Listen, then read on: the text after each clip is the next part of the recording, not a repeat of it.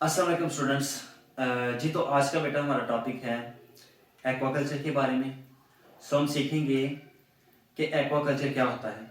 हम इसके basic concept को समझने की कोशिश करेंगे कि एक्वाकल्चर जो है ये क्या होता है। तो एक्वाकल्चर का मतलब होता है, एक्वा जो लफ्ज है यहाँ पर आता है, एक्वा का मतलब होता है वाटर और कल्चर का मतलब होता है चीजों को कल्चर करना, रियरिंग करना, प्रोडक्शन करना। तो उसको हम क्या कहते हैं? Aquaculture. The production of, the culturing of, the rearing of fishes और एक्वेटिक ऑर्गेनिजम्स। इसमें हम सिर्फ और सिर्फ फिशेस की बात नहीं करेंगे। एक्वाकल्चर में हम एक्वेटिक ऑर्गेनिजम्स की, इनवर्टिब्रेट्स की जो रियरिंग करते हैं, उनको पालते हैं, या हम उनकी कल्चरिंग करते हैं, या उनकी कल्टीवेशन करते हैं। तो इस प्रोसेस को हम क्या कहते हैं? एक्वाकल्चर। तो यहां पर इसकी डेफिनेशन आ जाती है, culturing of aquatic organisms including fish, mollusc, algae and other aquatic plants. तो यहां पर हम इसकी डेफिनेशन देंगे, the cultivating of, the rearing of, the production of aquatic organism is called aquaculture. तो यहां पर हम इस एक्वाकल्चर की टाइप्स को देखें वाटर के लिहाज से, पानी के लिहाज से, तो हम इसको 3 टाइप में डिवाइड करते हैं। तो देखा जाए तो पहला हमारे पास आ जाता है फ्रेश वाटर एक्वाकल्चर, दूसरा हमारे पास आ जाता है कौन सा? ब्रेकिश वाटर एक्वाकल्चर, और तीसरा हमारे पास आ जाता है सी और मरीन वाटर एक्वाकल्चर। तो हमारे पास वाटर के लिहाज से हम 3 स्टेजेस में इसको डिवाइड कर सकते हैं। कौन सा? फ्रेश वाटर एक्वाकल्चर, और हमारे पास कौन जाता है? ब्रेकिश वाटर एक्वाकल्चर, और हमारे पास आ जाता है मरीन एक्वाकल्चर। अभी अगर हम देखें तो फ्रेश वाटर एक्वाकल्चर की अगर हम बात करें तो फ्रेश वाटर एक्वाकल्चर में कौन से ऑर्गेनिजम्स आ जाते हैं? तो फ्रेश वाटर की अगर हम बात करें तो ये आप इसमें आप ये कह सकते हैं, फ्रेश वाटर उसको कहा जाता है जिसमें साल्निटी यानी कि साल्ट्स की मिकदार कम होती है। यानी कि इस वाले वाटर में साल्ट की कंसंट्रेशन कितनी होगी? 0 से 0.5 पीपीटी। पीपीटी जो लफ्ज है इसका मतलब है पार्ट पर थाउजेंड, ठीक है। यानी कि इसमें वाटर की जो क्वांटिटी है 0.5 ग्राम है। यानी कि 1000 का मतलब होता है कि 1000 होते 1 किलोग्राम बन जाएगा। तो यहां पर हमारे पास 0.5 पीपीटी पार्ट पर थाउजेंड, यानी कि इसमें सिर्फ 0.5 ग्राम ही वाटर होता है, सैलिनिटी होती है। तो इसमें कम सैलिनिटी होती है, इसलिए ये फ्रेश हम इसको कहते हैं कि इसमें साल की कंसंट्रेशन ना होने के बराबर है या होती ही नहीं, ठीक है। तो इसलिए अगर हम इसकी एग्जांपल लें, ये कौन कौन सा वाटर आ जाता है? अगर हम इसकी एग्जांपल लें तो यहां पर हमारे पास आ जाता है रिवर आ जाते हैं, यहां पर हमारे पास पॉन्ड्स आ जाते हैं, यहां पर हमारे पास लेक्स आ जाते हैं, ठीक है। और इसके अलावा टैंक्स आ जाते हैं, और इसके अलावा हमारे पास एंड रिजर्वायर्स वगैरह, ठीक है, अदर रिजर्वायर्स।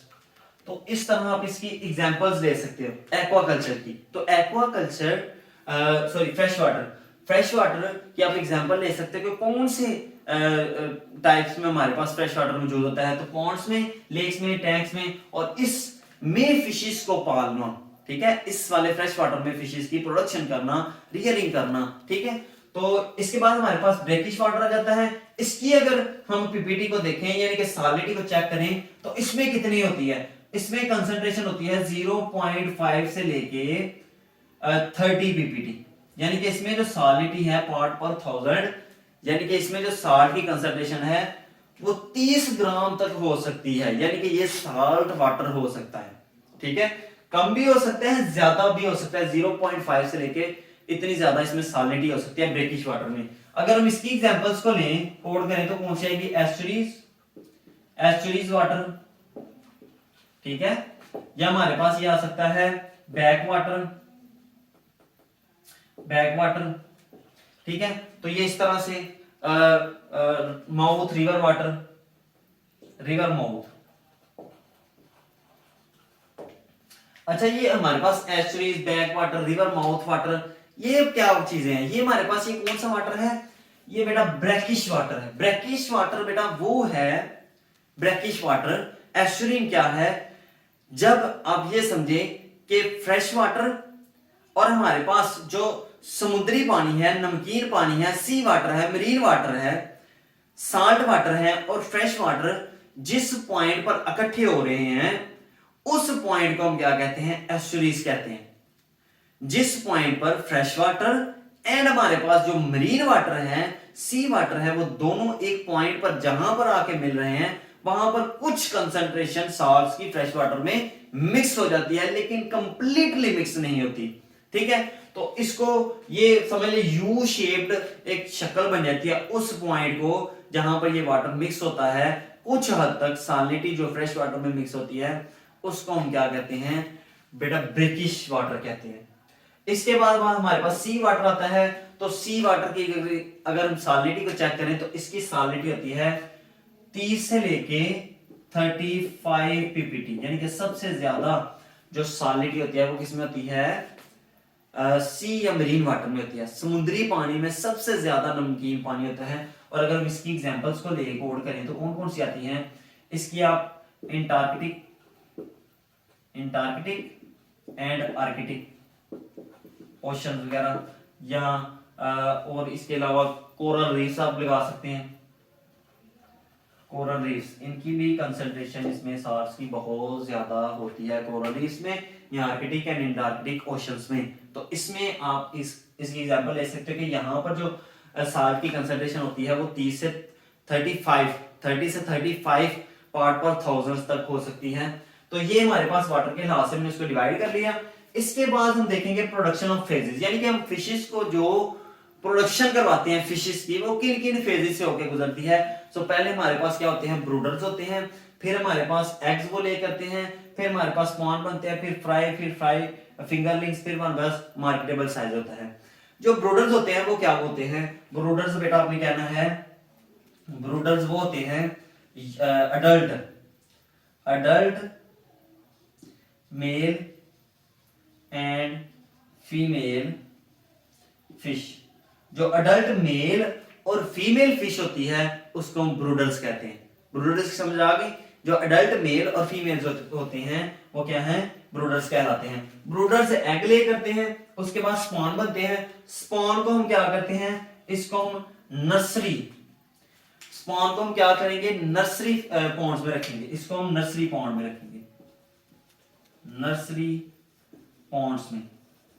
और इसकी जो एज होती है स्पॉन की, वो आपने कहना है कि इसकी एज लगा ले 1 से 3 डेज तक अब ये होते हैं, यानी कि ये बिल्कुल यंग होते हैं, ये अभी यंग स्टेज इनकी होती है, और ये 1 से 3 डेज के होते हैं। इनका साइज अगर हम बात करें 6 से 7 मिलीमीटर तक इनका साइज होता है। ठीक है, इनका साइज की बात करें तो 6 से 7 मिलीमीटर होते हैं, और नर्सरी पॉन्ड्स में इनको रखा जाता है, और 1 से 3 दिन के ये होते हैं। अगर हम फ्राई की बात करें तो इनको हम क्या करते हैं, इनको रियरिंग पॉन्ड में रखते हैं। फ्राई को आपने कहना है कि रियरिंग पॉन्ड, रियरिंग पॉन्ड्स। ठीक है, इनको रियरिंग पॉन्ड में रखना है, और इनका साइज आपने लगाना है 20 से 25 मिलीमीटर, 20 से 25 मिलीमीटर आपने इनका साइज लगाना है। और ये आप कह सकते हो कि ये 15 से 20 दिन के होते हैं, इनका 15 से 20 डेज के होते हैं ये। ठीक है, और इसके बाद हमारे पास फिंगरलिंग्स आ गए। इनका आपने कहना है कि ये ग्रो आउट फेस पॉन्ड्स में हम इसको रखते हैं, ग्रो आउट पॉन्ड्स। इनको ग्रो करवाने के लिए पॉन्ड्स में रखते हैं, और यहां पर आपने इनके साइज बताना है कि साइज इनका 70 से 100 मिलीमीटर तक होता है ग्रो आउट पॉन्ड। और ये हमारे पास 90 डेज तक पीरियड होता है, 90 डेज के जब ये हो जाते हैं। ठीक है, 60 से 90 डेज आप लगा लें, 60 से 90 डेज, यानी कि 2 मंथ से 3 मंथ तक आप लगा लें, तो ये हमारे पास ग्रो आउट पॉन्ड्स बन जाते हैं। इसके बाद ये मार्केटेबल साइज के लिए यूज होते हैं। तो ये हमारे पास प्रोडक्शन ऑफ फेजेस हो गए किसकी, फिशेस की, कि कैसे हम उसको प्रोडक्शन करवा सकते हैं। तो हम उसको इस तरह पहले ब्रूडर्स को क्या हम करेंगे, ब्रूडर को हम हैचरी में रखेंगे। एक पॉइंट यहां पर हैचरी, ये पॉइंट आपने याद रखना है हैचरी का। ब्रूडर्स को क्या करना है, हैचरी में रखना है, और हैचरी वो पॉइंट है जहां मेल एंड फीमेल दोनों को एक पॉइंट पर पुट टुगेदर एक जगह पर रखा जाता है। मेल एंड फीमेल को, दोनों को, मेल प्लस फीमेल टुगेदर, ठीक है। तो हम इन दोनों को इकट्ठा जब रखते हैं तो इनको हम क्या कहते हैं, इसको हम हैचरी कहते हैं, ठीक है। जहां पर मेल एंड फीमेल दोनों को रखा जाता है तो ब्रूडर्स को हैचरी में रखेंगे, फिर एग ले करेंगे, फिर स्पॉन बनेंगे, फिर फ्राई बनेंगे, फिर फिंगरलिंग्स बनेंगे, फिर मार्केटेबल साइज के लिए वो यूज किए जाएंगे। तो ये हमारे पास आ जाता है प्रोडक्शन ऑफ फिशेज। इसके बाद हमारे पास देखा जाए तो कौन सी चीजें हैं जिनको हम मैनेज कर सकते हैं, जिनको हम देख सकते हैं, जिससे हम इनपुट और आउटपुट ले सकें, ठीक है। एक्वाकल्चर के थ्रू इनपुट एंड आउटपुट्स ले सकें। कौन सी ऐसी चीजें मैनेज करेंगे जिससे हम ज्यादा इसकी प्रोडक्शन भी हासिल हो और हमें पता भी चल जाए कि इससे इतनी हमें इनपुट देना होगा, इतना हमें आउटपुट मिलेगा। तो इसके लिहाज से हमने एक्वाकल्चर को तीन डिवीजन में डिवाइड कर दिया है उनकी इनपुट और आउटपुट के लिहाज से। तो aquaculture by levels of inputs and output management. तो देखा जाए तो पहला हमारे पास एक्सटेंसिव एक्वाकल्चर सिस्टम है, फिर सेमी एक्सटेंसिव एक्वाकल्चर सिस्टम है, फिर इंटेंसिव एक्वाकल्चर सिस्टम है। तो हमारे पास तीन तरह के सिस्टम आ जाते हैं, तीन तरह के एक्वाकल्चर आ जाते हैं जिसमें हम फिशेस को प्रोडक्शन करते हैं। तो पहला हमारे पास एक्सटेंसिव एक्वाकल्चर सिस्टम में हम क्या करेंगे, एक्सटेंसिव एक्वाकल्चर आप ये समझ ले बेटा कि इसमें लो स्टॉकिंग डेंसिटी होती है, यानी हम कलेक्शन बहुत कम करते हैं और हम इसमें जो वो इन्वेस्टमेंट भी जीरो इन्वेस्टमेंट है, ठीक है। लो इन्वेस्टमेंट, ठीक है, लो मैनेजमेंट, लो इन्वेस्टमेंट, लो मैनेजमेंट यानी बिल्कुल ही नहीं होती, जीरो मैनेजमेंट होती है। और इसमें हम क्या करते हैं कि जो एक्सटेंसिव एक्वाकल्चर सिस्टम में हम बिल्कुल भी इन्वेस्टमेंट नहीं करते या कम करते हैं, और इसके अलावा जो पॉन्ड्स है वो नेचुरली तौर पर जो फिशेज है वो ग्रो करनी चाहिए। इसके अलावा पॉन्ड्स का साइज बड़ा होना चाहिए, लार्ज साइज होना चाहिए। और हमारे पास फर्टिलाइजर्स हम इस पे बिल्कुल यूज नहीं करते, पॉन्ड साइज लार्ज होना चाहिए। और इसमें लेवल ऑफ प्रोडक्शन जो है, प्रोडक्शन कितनी होती है, तो प्रोडक्शन आपने कहना है 500 से 2K यानी कि 2000 तक 2000 किलोग्राम तक हमारे पास प्रोडक्शन होती है, यानी कि इतनी ज्यादा नहीं होती लेकिन होती सही है। नेचुरली है, कोई इन्वेस्टमेंट नहीं करनी, आपने बस इसमें ग्रो कर देना है, ठीक है। इसके बाद सेमी एक्सटेंसिव एक्वाकल्चर में इसमें आपने कहना है मॉडरेट स्टॉकिंग डेंसिटी होती है, यानी कुछ हद तक इसमें कलेक्शन करते हैं। और यहां पर हम कह सकते हैं कि natural and supplementary foods supply, यानी कि हम कुछ हद तक नेचुरल फूड्स भी प्रोवाइड करते हैं, सप्लीमेंट्री अपनी तरफ से फूड भी अप्लाई करते हैं, कुछ फर्टिलाइजर्स भी इसमें मे और मे नॉट बी यूज्ड, ठीक है, कुछ हद तक यूज होते हैं, कुछ हद तक नहीं होते।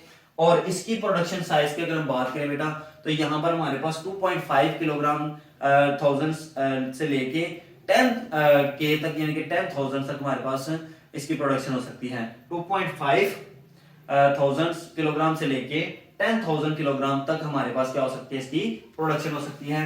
और इंटेंसिव एक्वाकल्चर में अगर हम बात करें तो बेटा अगर हम इसकी बात करें तो इसमें हाई स्टॉकिंग डेंसिटी है और रेगुलर फीडिंग है और रेगुलर एरेशन है, यानी मैं इसमें आपको रेगुलर आपको क्या होगी, स्टॉकिंग भी आपकी होगी, आपको कलेक्शन भी होगी, ठीक है। ये सबसे ज्यादा इसमें खर्चा भी आता है और सबसे ज्यादा जो है वो बेनिफिट्स भी इसी में होते हैं। तो ये हमारे पास था आज का टॉपिक, एक्वाकल्चर के बारे में बेसिक प्रिंसिपल्स था उसका, उसके बारे में हमने सीखा कि एक्वाकल्चर क्या होता है और किस तरह के चीजों में हम किस तरह के वाटर के को मैनेज कर सकते हैं, किस तरह का वाटर ले सकते हैं, फिशेस को प्रोडक्शन करवाने के लिए वाटर की कौन सी टाइप्स थी और हम कैसे फिशेस को प्रोडक्शन करवा सकते हैं, किन किन तरीकों से, तो हमने वो सारा डिस्कस किया। अगर कोई बेटा आपका क्वेश्चन हो तो कमेंट्स में जरूर जो है वो बताइएगा, हम उसका भी आंसर किया करेंगे। यहाँ पर आपको ज़ूलॉजी से रिलेटेड BS ज़ूलॉजी से रिलेटेड आपको क्वेश्चंस के आंसर और लेक्चर मिलेंगे। सो आप इस चैनल को सब्सक्राइब करें, अपने दोस्तों के साथ शेयर करें ताकि ये हमारा चैनल ज़्यादा से ज़्यादा ग्रो करे। थैंक यू सो मच बेटा, अल्लाह हाफिज़।